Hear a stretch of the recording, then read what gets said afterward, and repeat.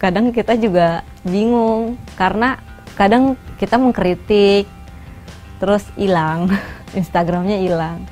Terus ada juga acara stand up komedi tuh namanya Somasi ya, punyanya Om Deddy. Itu teman-teman aku juga banyak yang kena masalah tuh di situ. Ada yang habis stand up terus ketangkep, ada yang habis stand up Instagramnya hilang, ada yang habis stand up tiba-tiba sosial medianya yang hilang gitu. Kayak kita nggak tahu, kita nggak pernah tahu kita bikin materi itu menyinggung siapa gitu, kita nggak pernah tahu.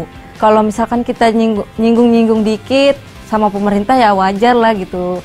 Tolong komika-komika ini dilindungi karena apa yang kita omongin benar dan bisa dipertanggungjawabkan gitu.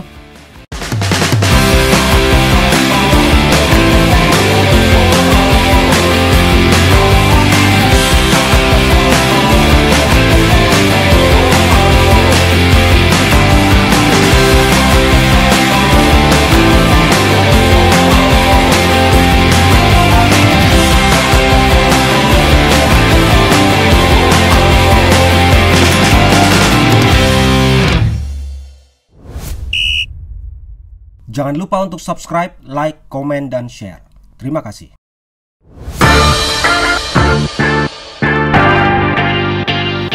Cerita gue. Kenalin, nama gue Mega dan gue janda. Semenjak jadi stand up komedian gue tuh udah males ketemu sama teman-teman gue yang bukan anak stand up. Soalnya mereka kalau ketemu gue pasti negornya gini, ada Mega nih stand up komedian ya, stand up dong, stand up, gue pengen ketawa nih, pengen ketawa. Gue kan janda bukan ganja ya. Iya kan? Kalau lu ngisep ganja mungkin lu bisa ketawa. Kalau lu ngisep gua yang ketawa. Halo, nama gua Mega Salsabila. Biasa dipanggil Mega tapi lebih suka dipanggil ngejob. Panggil stand up, panggil MC gitu. Dan gua dari Tangerang.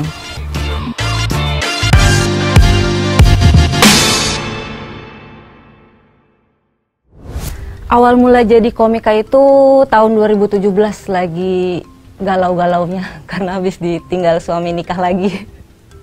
Karena nggak bisa curhat ke siapa-siapa, akhirnya curhat di buku tuh. Habis itu nonton referensi komedi-komedi. Waktu itu nonton Suci 4, zamannya Abdur Arsyad, Zawin Nur, sama David Nurbianto.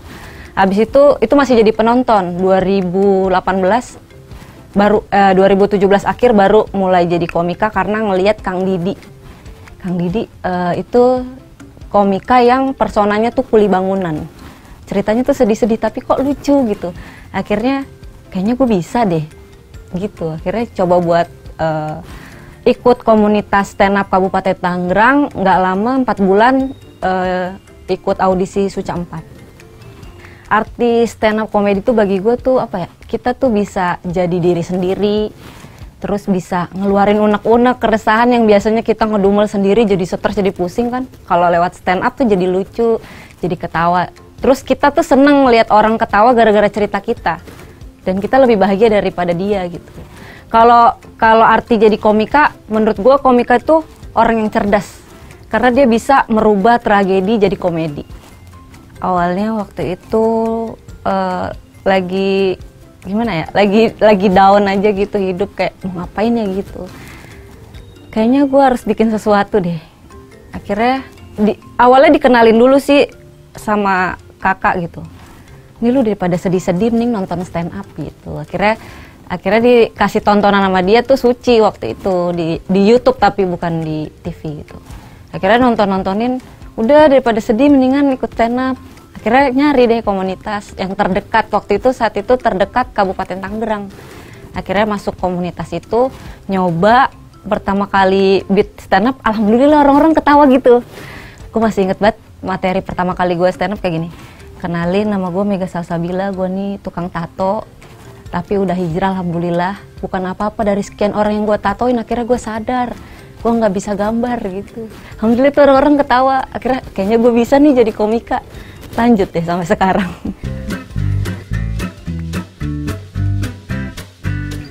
Awal mula masuk stand up Kabupaten Tangerang tuh nyari di Instagram kan, komunitas stand up komedi. Terus ada di Tangerang tuh ada 4, ada Kota Tangerang, Ciledug, Kabupaten Tangerang, sama satu lagi Tangsel, Tangerang Selatan. Yang kebetulan waktu itu yang terdekat tuh Kabupaten Tangerang. Dia tuh lokasinya di Citra Raya kan. Pertama masuk situ nggak langsung stand up, nonton dulu minggu ini, terus minggu depannya baru stand up. Terus bisa jadi stand up-nya tuh karena di sana tuh ada senior gitu. Jadi kita diajarin gimana cara nulis materi, gimana cara setup punchline, apa itu jokes gitu-gitu. Itu sih yang membantu kita, karena kalau stand up comedian tuh kayaknya harus perlu masuk komunitas deh. Kalau sendiri tuh kayak kita sendiri nggak ada gurunya gitu. Sebenarnya aku tuh orangnya pendiam, tapi gara-gara stand up jadi berani ngomong gitu. Awal pertama kali berdiri di panggung aja gemeter, kayak aduh ngapain sih gue begini-gini gitu. Tapi ngelihat orang ketawa karena kita jadi adrenalin gitu. Besok mau lagi, minggu depan mau lagi gitu. Kecuali pas tampil nggak lucu baru besok kayaknya nggak usah kesini lagi dah gitu.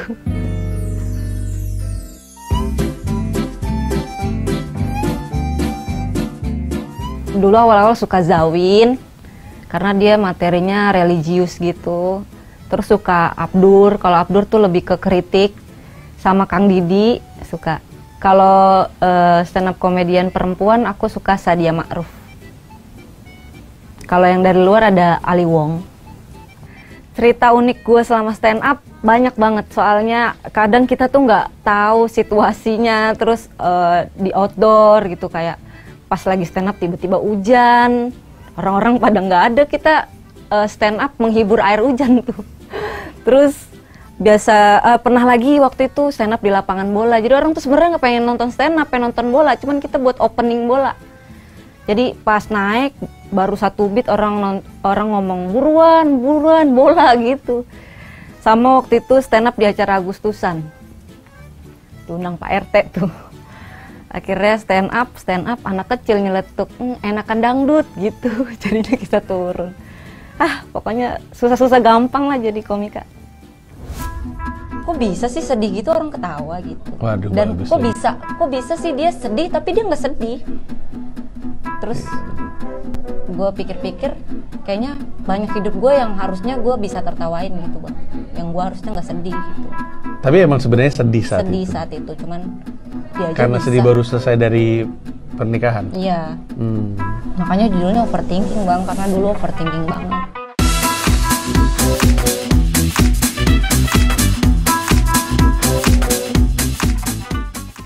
Event yang paling spesial stand up comedy menurut gue itu baru aja gue gelar.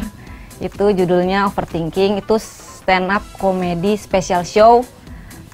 Setelah 6 tahun gue stand up baru bikin itu satu karya. Itu judulnya Overthinking, ceritain tentang kenapa gue bisa overthinking, pengalaman menikah, terus gagal dan punya anak, terus struggle jadi ibu sekaligus bapak. Di situ gue ceritain semua di Overthinking. Itu tour di 4 kota. Dan yang terakhir ada digital downloadnya, itu aku kerjasama sama Comika ID, jadi ada digital downloadnya. Alhamdulillah Overthinking ada di 4 kota, itu pertama Tangerang, Bandung, Semarang, Jakarta. Di Tangerang tuh 100 kapasitas, alhamdulillah sold out. Tangerang tuh kota yang paling asik menurut gua, karena gua dari Tangerang kan. Jadi penontonnya udah kenal, terus penontonnya ya yang datang ya emang yang pengen nonton gua gitu, yang udah suka sama komedi gua gitu. Terus yang kedua di Bandung tuh sempet ada kesalahan teknis karena tadinya awalnya lokasinya outdoor. Terus H-15 mau tampil tuh hujan. Wah gua ngibur air hujan lagi nih. Tapi alhamdulillah enggak, kita pindah ke dalam, tempatnya jadi yang indoor, tapi kapasitasnya jadi lebih sedikit gitu. Terus yang di Semarang tuh penontonnya tuh asik, orang-orang Jawa tuh asik banget tau. Orang Jawa tuh kayak, aku pengen banget stand up di Jawa lagi dah gitu, kayak dia tuh merhatiin kita, terus dengerin terus apa yang pengen kita ngomongin, terus ramah-ramah gitu. Jadi kayak pengen kesana lagi gitu.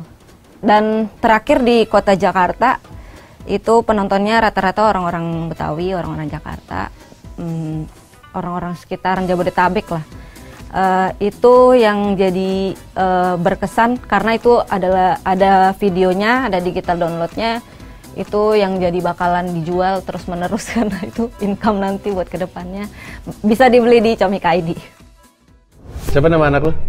Salsabila. Salsabila, hidupnya dari lawak tuh dan duitnya udah duit kocak tuh. Ya, untuk makan ya. Umur berapa dia waktu itu? Umur 4 tahun. Sekarang umur berapa tuh? 8 tahun. Wah, udah gede juga nih anaknya. Selama jadi komika, momen yang paling berkesan tuh waktu lolos Suca. Akhirnya aku bisa masuk TV. Terus tetangga-tetangga pada, Mega di TV, boy deh, temenan sama Ayu Ting Ting lo gitu. Kayak padahal masuk TV belum tentu sukses kayak Ayu Ting Ting kan. Bisa aja kan masuk TV jadi masuk berita gitu. Nyolong bambu juga bisa masuk TV. Cuman tetangga-tetangga tuh suka berlebihan gitu. Tapi itu yang bikin jadi seru karena setiap lewat sekarang, wih Mega TV tuh Mega TV gitu. Sebenarnya sih ceritanya aku cerita awal mau masuk stand up tuh pengennya masuk Suci. Stand up komedi Kompas TV. Itu cita-cita banyak orang sih masuk ke situ. Tapi waktu itu kebetulan nggak lolos Suci. Jadinya ada satu lagi nih kompetisi di Suca. Akhirnya ikut lolos. Perjalanan aku selama di Suca itu dari 40 besar ya. Awal-awal tuh bahas materi janda-janda gitu. Masih inget gak kalian yang materi gue jadi janda gara-gara janda? Gue janda tapi gue gak ngerebut suami orang. Suami gue yang direbut sama janda. Gue jadi janda gara-gara janda. Emang kurang ajar tuh janda. Nah itu gue di TikTok yang rame itu suara gue tahu, tapi gue nya nggak di tag sama orang-orang. Kacau dah. Jadi orang-orang denger suara viralnya doang, gue nya kagak viral. Terus gue tuh dimentorin sama Bang Awe. Bang Awe tuh salah satu mentor yang asik banget. Dia ngajarin banget kalau kita ngeyel tuh dimarah-marahin, nggak gini gitu. Kadang sempat ada nangis-nangisnya juga, padahal kompetisi komedi ya, tapi tertekan juga sih, ada gitu-gitunya. Dan gue keluar di 6 besar, waktu itu ngeblank. Karena pikirannya udah pengen pulang aja. Dan emang lagi jelek juga, pelurunya udah habis. Jadi kalau kalian mau ikut kompetisi, banyakin pelurunya dulu deh, biar nggak cepet keluar gitu. Pekerjaan lain selain komika, alhamdulillah sekarang lagi jadi script writer, nulisin sketsa komedi YouTuber.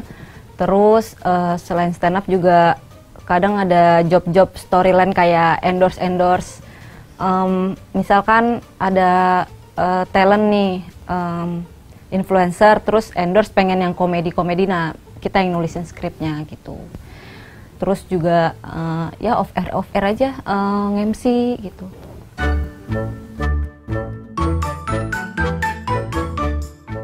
Awal mula jatuh cinta sama tato awalnya sih emang aku suka gambar. Kebetulan ayah tuh pelukis. Jadi dia suka gambar-gambar gitu. Cuman pas pertama kali buat tato dimarahin. Kan ayah juga tukang gambar gitu. Gue kan gambarnya di kanvas gitu. Kenapa lu di kulit? Akhirnya udah terlanjur, besoknya nambah lagi. Dia makin marah kan tuh. Kenapa nambah terus ya, gimana ya kalau suka ya? Akhirnya dia mengerti gitu, akhirnya oh iya nih anakku kayaknya ada keturunan seni dari gua dah gitu. Jadinya dia mikir, udahlah terserah lu mau tato sampai mana juga. Akhirnya tato nih sampai seluruh badan, pas udah penuh, beneran dipenuhin. Sekarang malah jadi pengen hapus tato karena udah kebanyakan. Jadi dulu sebelum aku suka tato, aku tuh sempat jadi tato artis karena aku tuh suka yang murah gitu. Jadi kalau aku ke studio terus bayar mahal ngapain? Mendingan gue belajar terus gue bikin sendiri terus gue jualan gitu. Akhirnya jadi nggak terlalu besar sih, cuman home studio tato aja. Jadi kalau ada orang mau tato manggil aku, terus aku yang datengin ke rumahnya. Suka dukanya ya. Kadang bayarannya suka dimintain harga temen, kadang mikir lu minta harga temen terus gue makan apa, makan temen gitu. Kayak kadang temen juga nggak mikir ya, kayak kita tuh jadi kesel beneran nih bang. Kadang kita tuh berkarya pengen menghidupi diri kan, bukan untuk respect sama temen gitu. Kalau emang temen ya harusnya dia bayar kan. Kadang dimintain harga teman, terus dimintain tato gratis, atau di barter sama barang. Kayak dulu kan saya bandel gitu ya bang. Ini gue ada cium nih, tuker tato lah gitu. Atau enggak kayak barang-barang ini, misalkan gue habis servis motor nih ada oli nih, oli motor, tuker tato gitu-gitu. Sukanya tuh kadang kita ketemu customer yang baik banget. Saya pernah bang nato gambar tai lalat, dibayar 300.000 tuh. Gambar tai lalat belum tai kebo tuh.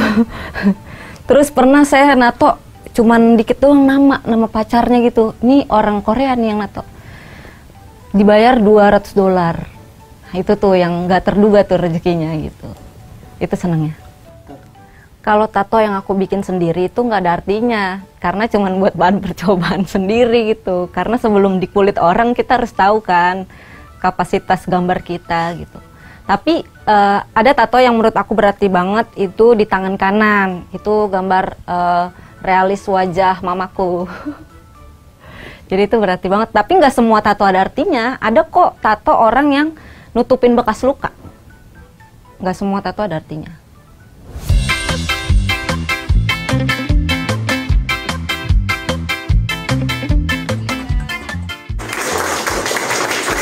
Album favorit saya adalah waktu cerita tentang tujuannya nikah waktu pandemi. Album favorit dari Mbak Mega pas dia nyeritain suaminya yang nggak bisa sholat.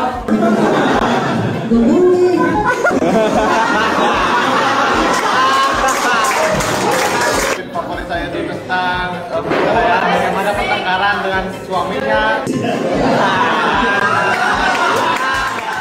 Sekarang aku tergabung di Jakarta Comedy Club juga. Jakarta Comedy Club itu wadah buat komika-komika yang butuh panggung. Di situ ada open mic-nya setiap minggunya, terus ada job-jobnya juga. Itu wadah buat kita mau lebih dikenal orang aja sih kalau Jakarta Comedy Club. Sama kayak komunitas-komunitas pada umumnya, kayak stand up di daerah-daerah, sama Jakarta Comedy Club kurang lebih kayak gitu. Aku gabung di Jakarta Comedy Club itu baru 2022. Itu karena mau tour overthinking. Jadi yang garap itu Jakarta Comedy Club. Jadi yang ngurus-ngurus semua keperluan tour dari kota ke kota itu Jakarta Comedy Club. Jakarta Comedy Club belum jadi yang seperti yang kita harapkan, tapi kita akan berusaha untuk menjadikan itu seperti yang kita harapkan. Karena Jakarta Comedy Club baru aja anniversary yang ke 1 tahun. Dia emang dibentuk 2022, sekarang tuh baru 1 tahun. Jadi tapi untuk 1 tahun ini sekelas komunitas Comedy Club itu udah lumayan banget karena udah banyak jobnya, udah banyak talentnya juga, terus udah banyak callingan-callingannya juga. Jadi janda gara-gara janda tuh di mana ya? Itu di Suca. Di Suca ya? Sama di Comedy Club juga ada. Di Comedy Club juga ada ya? Gara juga. Jadi janda gara-gara janda. Dan sempet itu tuh viral tuh di TikTok ya? Di TikTok. Dan sekarang lo masih stand up? Alhamdulillah masih, Cing. Masih. Terakhir stand up apa? Open mic.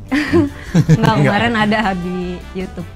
Di YouTube siapa? YouTube apa Bang? Valen. Jebret ya. Jebret. Stand up bola itu? Iya, stand up bola. Alhamdulillah. Iya. Setelah dari Suca kehidupan gimana? Kehidupan setelah Suca? Alhamdulillah. Glamor? Enggak, biasa aja. Enggak glamor, biasa aja, masih hidup masih kayak biasa, cuman bedanya lebih baik aja. Dulu kan lo ngojek bukan? Ngojek. Sekarang masih? Enggak. Sekarang GrabFood. Wah. Sekarang maksudnya enggak ngojek online, tapi jualan online tapi di Gojeknya juga. Daftarin, jadi nggak usah narik, bikin makanan. Oh, jualan makanan. Iya. Oh iya. Kalau Gojek kan bayarnya pakai GoPay. Kalau GrabBag pakai GrabPay. Opo aja, Opo.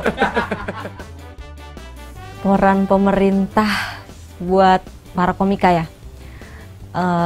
Ya gimana ya? Kadang kita juga bingung karena kadang kita mengkritik, terus hilang.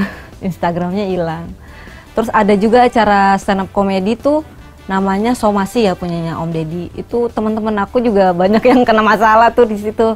Ada yang habis stand up terus ketangkep, ada yang habis stand up Instagramnya hilang, ada yang habis stand up tiba-tiba sosial medianya yang hilang gitu. Kayak kita nggak pernah tahu kita bikin materi itu menyinggung siapa gitu, kita nggak pernah tahu. Jadi kalau misalkan kita nyinggung dikit sama pemerintah ya wajar lah gitu.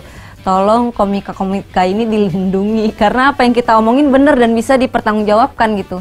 Kecuali kita menyebarkan hoaks, terus bikin ribut satu sama lain antara komunitas gitu. Itu baru ditanggapi gitu. Kalau kita cuman nyeloteh yang kenyataan gitu ya udah gitu. Tolong dilindungilah kami Pak gitu. Selama stand up saya pernah disomasi, tapi bukan nama golongan pemerintah, sama satu kelompok komunitas. Jadi waktu itu saya pernah disomasi sama anak pang, gara-gara saya di podcast satu YouTuber ngomongin tentang anak pang, padahal itu kisah saya sendiri. Seharusnya saya boleh dong menceritakan apa yang saya alami, cuman ada yang tersinggung. Anak pang nggak gitu. Akhirnya saya disomasi. Awas lu, gue lihat di acara anak pang, buset, serem banget. Akhirnya saya nggak gabung lagi. Akhirnya saya kalau nonton ke acara gigs gitu, nggak yang khusus pang gitu.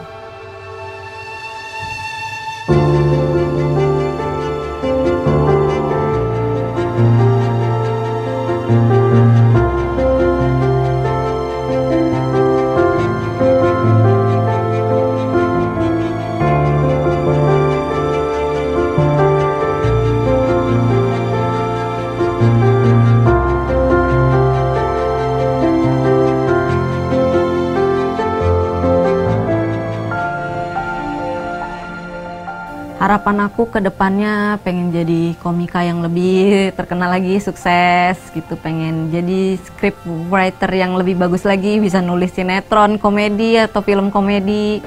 Terus pengen melebarkan sayap, bikin manajemen gitu, buka lapangan pekerjaan.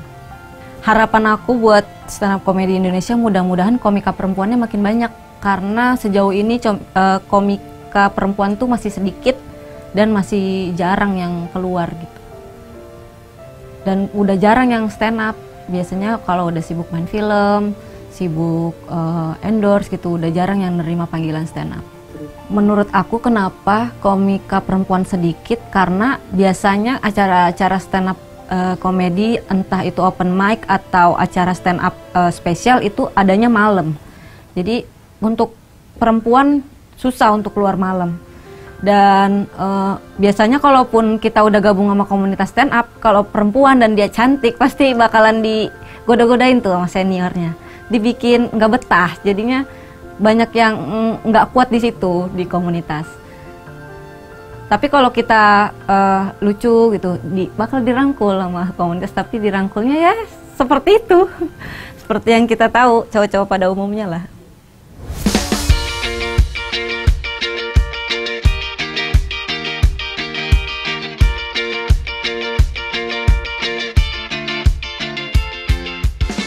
Aku suka banget sama Jakarta karena ladang pencarian aku. Biasanya job-job korporat adanya di Jakarta. Terus panggilan-panggilan stand up kebanyakan di Jakarta. Kalau di daerah-daerah jarang yang manggil stand up, kayaknya kebanyakan dangdut gitu. Kayak tolonglah daerah-daerah lain gitu undang kami stand up komedian. Tapi Jakarta tuh bagus sekarang karena sekarang tuh angkutan umum udah pada gratis ya. Kemarin saya dari Tanah Abang naik ke Meruya pakai kartu gratis. Naik angkot. Wah, saya seneng. Besok-besok saya pindah deh ke Jakarta. Di Tangerang belum ada yang gratis. Gue Mega dan ini cerita gue.